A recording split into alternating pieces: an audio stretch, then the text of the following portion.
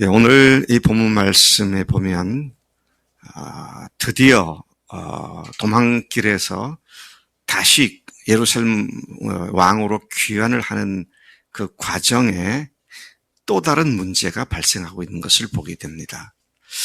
우리가 예수님을 왕으로 모신 사람들인데 잘못해서 왕을 무시하고 내가 내 마음대로 범죄하는 일로 예수님이 우리의 왕의 대접을 받지 못하고 있다가 하나님께 우리에게 회개하는 마음을 주시고 예수님을 다시 왕으로 모시는 이 일과 견주어 생각해 볼 때 모처럼 회개하고 돌아와 예수님을 다시 왕으로 모신 그 위치로 돌아오는 그 과정에 또 다른 문제들이 또 발생할 수 있다. 이런 사실을 생각해 볼 수 있습니다. 자, 여기에는 지금 어제 말씀해 보면 이스라엘 백성들, 그러니까 10지파죠. 10지파. 유다와 베냐민 지파가 아닌 10지파들이 모여가지고 여러 가지 얘기를 하는 가운데, 자, 다윗은 도망을 갔고 압살롬은 죽었으니 이제 어떡하냐? 다윗을 다시 왕으로 모셔와야지. 그러고 이야기를 하고 있었습니다. 근데 그 얘기가 다윗에게 들렸죠. 그 다윗이 아마 좀 조급했던 것 같아요. 자기 유다 사람들에게 전가를 해서 너희들이 내 골육과 친척이 아니냐. 너희들이 앞장서서 내가 돌아가는 일에 그 일을 갖다가 앞장서서 하라고. 그렇게 해서 유다 족속들이 예루살렘으로 다윗 왕을 이제 모셔오기를 시작했죠. 그래서 요단강을 건너왔습니다. 요단강 서편으로 건너왔을 때에 오늘 이제 이 본문 말씀이 발생하고 있는 내용을 기록하고 있습니다. 자, 이러한 상황을 지켜보았던 이스라엘 10지파들이 문제의식을 느끼고 왕에게 나아갔습니다. 그리고 그들이 모든 우리의 이스라엘 지파들도 왕을 모시려고 계획을 했지만 우리 형제 지파인 유다 사람들이 왕을 도둑질했습니다. 가로채서 자기들이 먼저 와서 이렇게 했습니다. 어찌 우리와 같이 의논하고 해야지 그냥 저희들만 홀딱 가가지고 그렇게 할 수가 있습니까? 이런 불만과 불평이 터져나오게 되었죠. 지금 여기서 보면은요, 말은 이스라엘 10지파가 먼저 시작을 했는데 실행은 유다 지파가 하잖아요.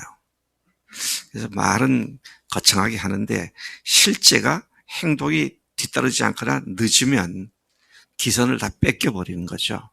자, 그 꼴이 되니까 이제 이스라엘 사람들이 10지파가 속이 상해가지고 다윗 왕한테 불평을 넣는 것이죠. 이게 말이 좀 고약합니다. 왕을 도둑질해서 그렇게 말을 합니다. 그러니까 감정이 아주 안 좋은 겁니다, 지금. 그래서 왕과 왕의 집안과 왕을 따르는 모든 사람을 인도해서 요단강을 건너가게 하지 않았습니까? 이런 일을 이렇게 그들이 혼자 할 수 있습니까? 자, 그렇게 하고 또 그렇게 하니까 유다 사람들이 또 할 말이 있죠. 왕은 우리 종친이다. 너희가 어찌 이 일에서 분낼 이유가 뭐냐? 우리 지파, 우리 종친인데 우리가 왕의 것을 탐내가지고 왕에게서 뭘 얻어먹었다고 그러는 거냐? 얻어먹은 거 아무것도 없다. 무슨 말입니까?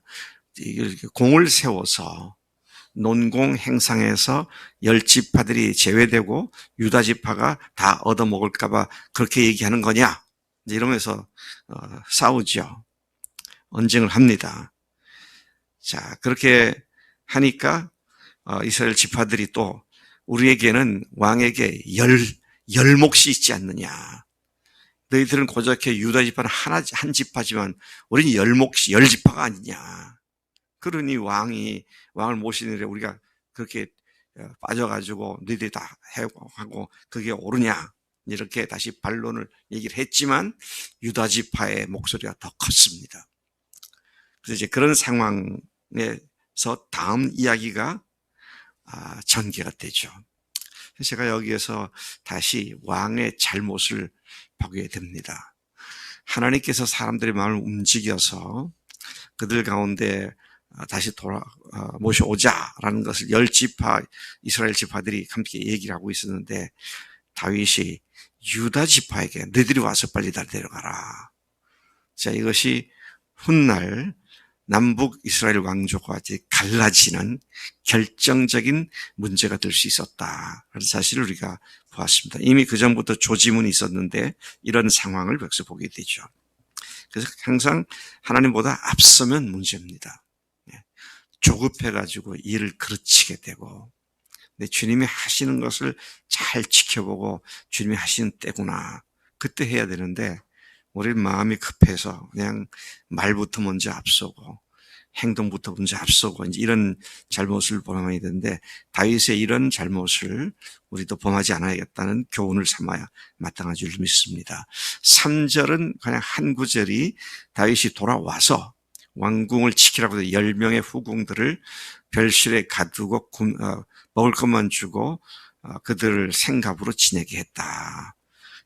압살롬에게 당한 여자들에 대해서 그런 조치를 취했다, 그렇게 얘기를 하고요. 4절부터 10절까지 세바의 반역 이야기가 나옵니다. 자, 조금 전에 유다 지파에 대한 이스라엘 10지파들의 비난과 공격, 이 틈새를 세바라는 사람이 보게 되죠. 자, 그래서 세바라는 사람이 반역을 일으키게 되었음을 우리가 보게 됩니다. 마침 거기에 베냐민 사람 세바라는 불량배가 있었다. 나팔을 불며 우리에게는 다윗에게 주거나 그로부터 받을 유산도 없으니 이스라엘아, 각각 장막으로 돌아가라 라고 소리를 칩니다. 온 이스라엘 사람들이, 유다 지파를 뺀 온 이스라엘 지파들이 다 다윗을 따르지 않고 올라가 세바를 따르게 되죠. 근데 유다 사람들은 오직 다윗을 왕으로 모시고 요단에서 예루살렘까지 올라갑니다. 4절부터 10절까지 세바의 반역을 안 다윗은 아마사에게 3일 내로 유다 사람들을 접어 불러 모아라. 그리고 너도 그 가운데서 그들을 지휘할 수 있는 위치에 있어야 한다. 이런 이야기를 하죠. 아마사가 누굽니까? 압살롬의 군사령관이었죠. 근데 다시 돌아올 때 아마사에게 다윗이 약속했습니다. 내가 맹세하건대 너를 절대 죽이지 않겠다. 그리고 요압의 후계자로 내가 삼겠다. 그래서 압살롬의 부하였죠. 근데 아마사에게 첫 번째 명령을 준 겁니다. 근데 5절에 보니까 왕이 사흘 말미를 주었는데 지체가 되니까 다윗이 안 되겠다 싶었던 모양이에요. 왜냐하면 세바의 반란에 가담하는 사람들이 점점 많아지는 것을 알았기 때문에 더 이상 세력이 커지기 전에, 또는 세바가 군대를 가지고 견관 성읍에 들어가게 되면 그 성을 무너뜨리고 공격하는 것이 어려워지니까 바로 진압을 하기 위해서 요압과 또 아비새, 여기서는 아비새를 앞세웠는데요. 아비새와 그동안 다윗과 함께했던 군대들을 아마사 뒤로 추격을 해서 그다음에 아마사가 목적이 아니라 세바를 죽이도록 하는 그런 명령을 내리게 됩니다. 자, 아마사가 생각보다 빨리 병력을 다 모으지 못하고 있는 상황에 이 요압 장군과 아비새 일행이 그를 따라잡았습니다. 그러니까 아마사가 반가웠겠죠. 함께 해야 할 군사들이 오니까 반가워서 맞이를 하는데, 요압 장군을 맞이하는데 요압은 이제 완전 무장을 했죠. 근데 아마사를 만나러 나가는데 칼이 칼집에서 떨어졌다 그랬습니다. 칼집에 떨어졌고 아마사가 있으니까 칼을 집어들었겠죠. 그러고는 칼을 들고 아마사를 만나러 가서 수염을 잡고, 이게 무슨 상황인지 잘 모르겠어요. 입맞추려고, 수염을 잡고 입맞추려고 하면서 배를 찔러서 창자가 쏟아져 나와 죽었다. 그러니까 아마사를 살해한 거잖아요. 왜 아마사를 죽였어요? 아마 두 가지 이유가 있던 것 같아요. 네 놈이 압살롬을 위해서 우리를 이렇게 도망가게 만들고 하는데 선봉장이 되었었지. 이제 그런 그 원한도 있고요. 또 하나는 네가 내 후계자가 된다고 감히 막 그런 개인적인 그런 이유도 있었던 것 같아요. 자, 칼을 얼마나 깊이 찔렀는지 창자가 쏟아나와서 그 자리에서 죽었다 그랬습니다. 그냥 직사를 한 것이죠. 자, 그와 같은 일을 하게 되니까 그 요압 장군의 부하 중에 한 사람이 그 아마사의 시체 옆에 서가지고 요압이 섬기는 다윗을 따르는 자들은 다 따르시오. 이제 그렇게 소리를 질렀지만 군인들이 오다가 길에서 그렇게 피 흘려 있는 그 시체를 볼 때 놀라서 다들 멈추니까 그 시체를 길가 옆에 숲에다가 치우고 옷으로 덮었습니다. 자, 그리고 이제 계속 그들은 진행을 하게 되는 것을 보죠. 참 여기서 또다시 요압의 다윗을 우습게 여기는 모습을 다시 봅니다. 네. 참 요압 장군이 다윗에게는 참 없어서는 안 될 귀한 장군이었지만 시마다 때마다 다윗의 권위를 말살하고 묵살하는 그런 일을 하죠. 적은 아닌데 우군인데 또 그렇다고 전공이 없는 사람도 아닌데 다윗하고는 항상 각을 세우는 참 불쌍한 인생이었다.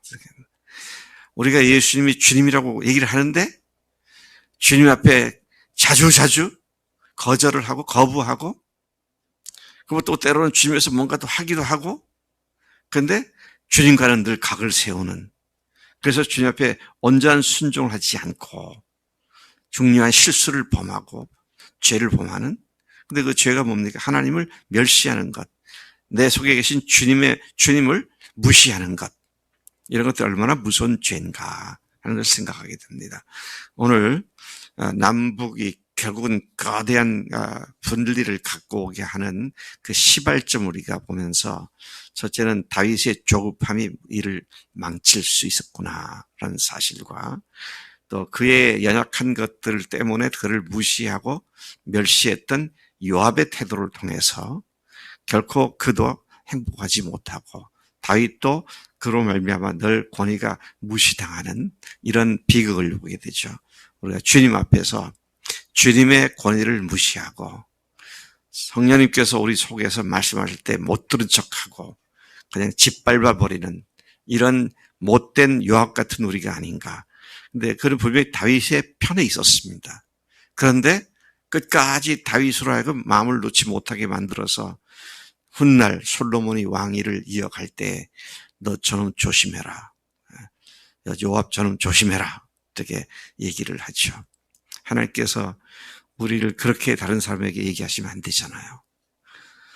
쟤야말로 정말 나를 사랑하는 자니 저와 함께하면 네가 틀림없이 복받을 거다. 이래야 되는데 우리가 정말 주님 앞에 그런 주님의 추천을 받는 주의 자녀가 돼야 마땅한 줄로 믿습니다. 하나님 아버지 감사합니다. 저희들의 연약함과 부족함에도 불구하고 왕이신 예수님을 종종 저희들이 무시하고 다음으로 주님의 말씀을 묵살하고 내 마음대로 사는 그래서 주님을 치욕스럽게 만드는 그런 저희들임에도 불구하고 주님 끝까지 참아주시고 기다려주시니 감사합니다. 하나님 이 아침에 세바의 반란, 아마사의 죽음, 요압 장군의 거역 이런 모든 것들이 우리에게 참으로 소중한 교훈이 됨을 감사합니다.